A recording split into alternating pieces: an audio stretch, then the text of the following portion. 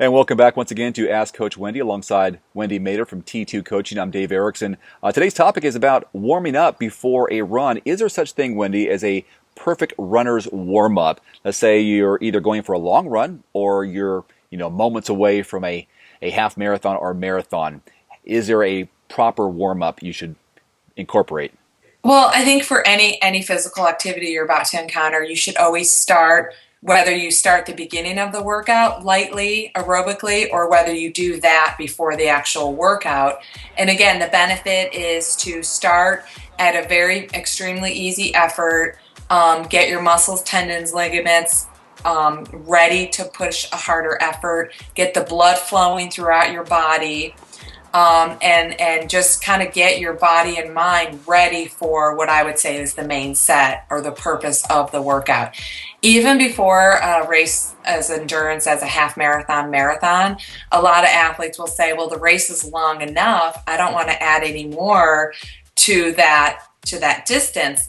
But it is important to even warm up. Maybe you're going to warm up a little less than you would for a shorter event. But again, it's an easy aerobic effort. It doesn't necessarily always have to be running. You can do something like jumping jacks, or I've seen people even do like burpees, and really after that loosening up, after that getting the blood flowing, doing dynamic stretching afterwards. And we have plenty of links to show people how to do the dynamic stretches and running drills.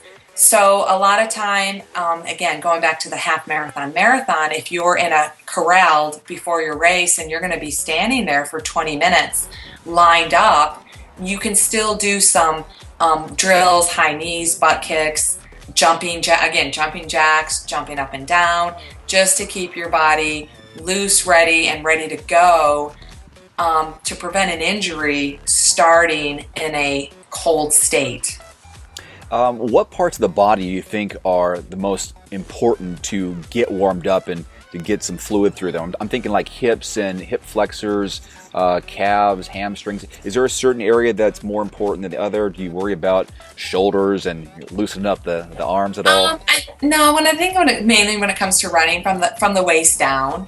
But then you're also getting your heart pumping, which is also just going to distribute oxygen to your entire body. So, but as far as like doing arm swings or upper body stretches, I think that's good to do because you do use your upper body, you do use your core, but mostly for the leg muscles, calves, hamstrings, quads, ankles, knees, hips, everything. And you're going to get that just by some easy jogging and some sort of drills.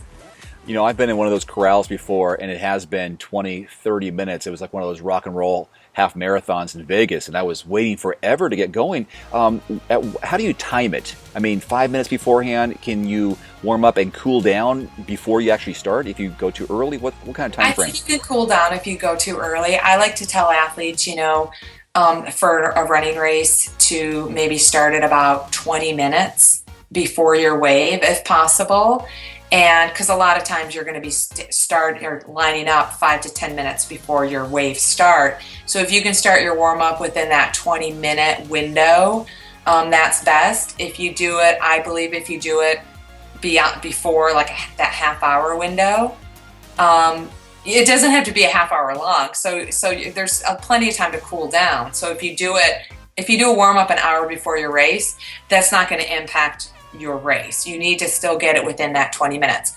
But there are some athletes that may do something an hour before and then go to their venue and then do a little bit more right before. You're going to see a lot of athletes doing some pickups or accelerations within that 10 minutes before race start.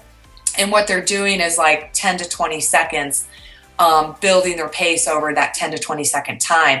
Again, you get their heart rate at a level that they're going to be ready to start the race at a faster pace. So if you're interested or planning to do a half marathon, or maybe you're ready to step it up for the full marathon, we have a couple of options for you. Links below for a half marathon training plan made easy 12 weeks out versus a 16-week program for a full marathon. And you can get that in a PDF form or, which is my favorite, on Training Peaks. Tell people how they can incorporate Training Peaks with our programs. So Training Peaks is an online software that many athletes currently use. If you don't have an account, you can create a basic account for free, and you can search Wendy Mader's marathon or half marathon plan made easy and purchase the program from Training Peaks, and it'll download directly into your current Training Peaks account. The benefit is you can download it to start at any date you want to start. So if you're planning a race, 20 weeks away and you want to purchase the program now just to view it, you can have it start 12 weeks from your race date. And you own it so you can reapply it for a future race and keep track of your data so you can compare this half marathon to the next half marathon or the next marathon to the next marathon. I love it.